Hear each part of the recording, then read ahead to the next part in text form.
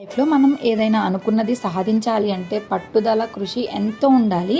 అలాగే మా మావయ్య చిన్నప్పుడు అనుకునేవారంట, ఎందుకు ఆడవాళ్ళే బుక్స్ రాయాలి, నేనెందుకు రాసి ఉండకూడదు అని చెప్పి. అలాగే ఇప్పుడు మా మావయ్య సెకండ్ బుక్ అయితే రిలీజ్ చేస్తున్నారు, వైవి రమణీయం అని చెప్పి. లాంగ్ వీడియో పోస్ట్ చేస్తే బుక్ కూడా కావాలని అడిగారు వైజాగ్ నుంచి. వాళ్ళ అడ్రస్ డీటెయిల్స్ పెడితే మేము పోస్ట్ అయితే చేస్తాము, ఇంకా ఎవరికైనా కావాలన్నా పోస్ట్ చేస్తాము. ఇట్లా అందరూ వచ్చి ఇట్లా పాజిటివ్గా చెప్తా ఉంటే మాకు చాలా గర్వంగా అనిపిస్తుంది.